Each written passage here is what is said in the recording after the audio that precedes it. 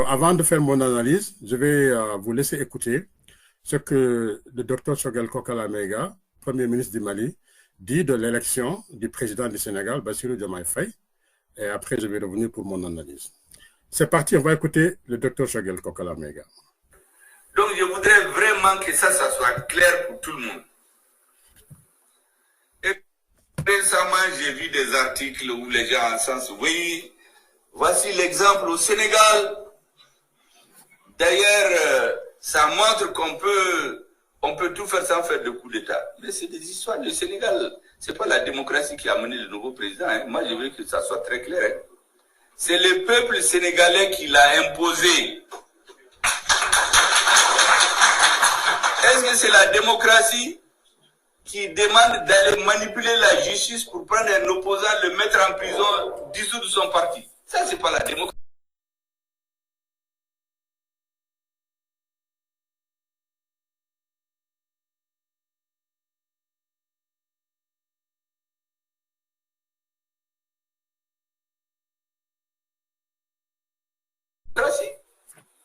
Est-ce que c'est la démocratie qui fait qu'on tue des centaines de citoyens au nom de la démocratie? Ça, c'est pas la démocratie.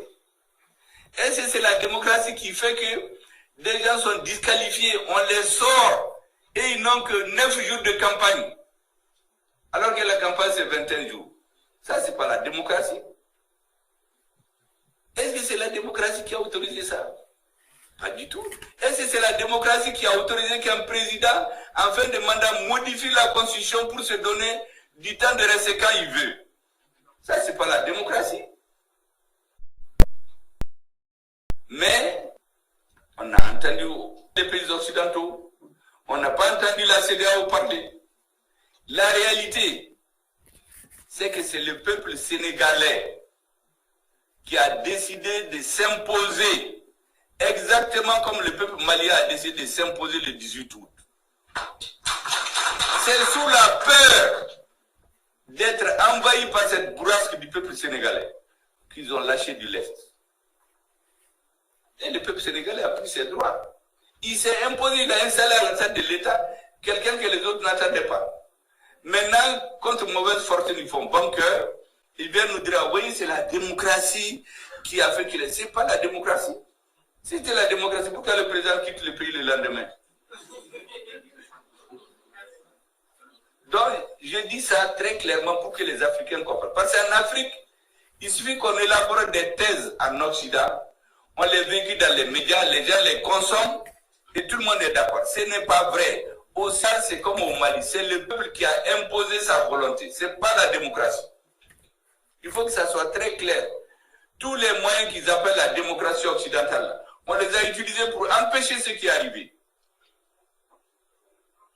On va tuer des citoyens, ça aussi c'est la démocratie. Maintenant, si vous regardez le parallèle, qu'est-ce qui arrive maintenant?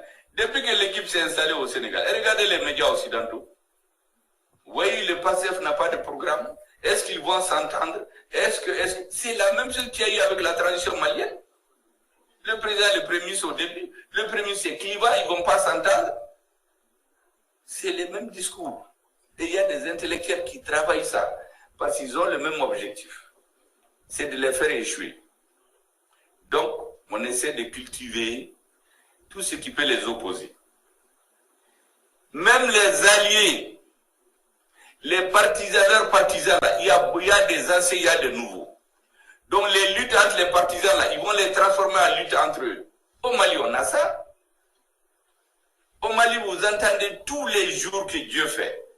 Les gens, c'était avec les informations qu'ils ont. D'autres avec des suppositions. Tous les jours. Le président est opposé au Premier ministre. Le Premier ministre est opposé au président du CNT. Le Premier ministre est opposé au ministre de la Défense. Un jour, on a même dit que le ministre de la Défense a failli gifler le Premier ministre en réunion. Il y a tout.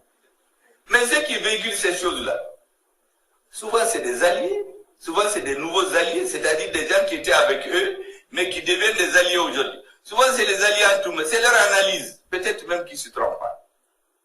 Qui se trompent.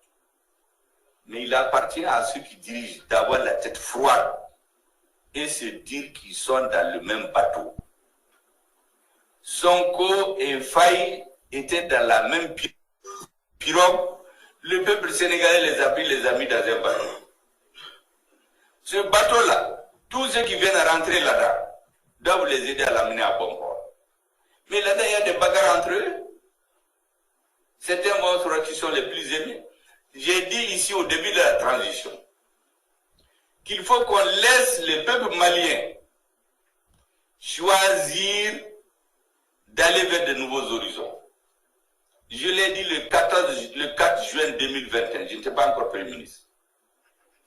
Et j'avais dit ce jour-là que le jour où on va faire ce choix, les Maliens doivent se préparer à rencontrer des puissants vents contraires, à rencontrer même des cercles de feu. C'est la même chose au Sénégal. Il y a des forces qui vont tout faire pour les faire échouer. Ceux qui ont perdu la voie allaient s'organiser à l'extérieur, à l'intérieur, avec le soutien des puissances dont les gens ont été mélangés par Dieu. Mais ce que je leur dis, il y a leur agenda, il y a l'agenda de Dieu. Dieu qui a fait que ces gens-là sont venus au pouvoir. Dieu fera qu'ils vont gagner. Et tous ceux qui vont se mettre contre eux, là, ils vont échouer. C'est comme la transition malienne.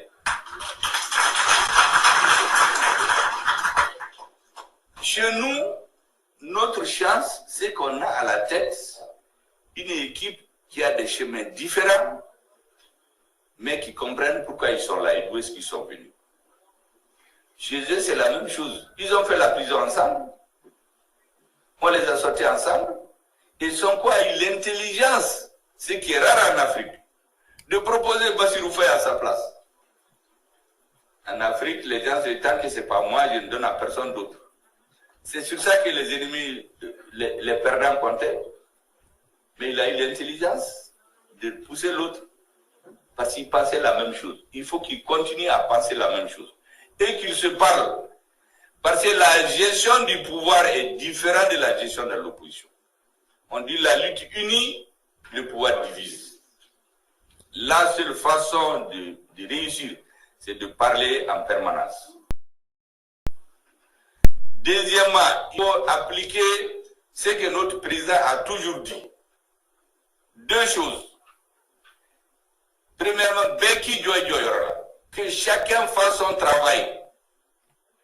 Les militaires qui vont libérer Kidal, le premier ministre ne peut pas aller les haranguer et faire ça. Je vais arrêter ici et puis continuer mon analyse. Il y a un président, il y a un premier ministre. La deuxième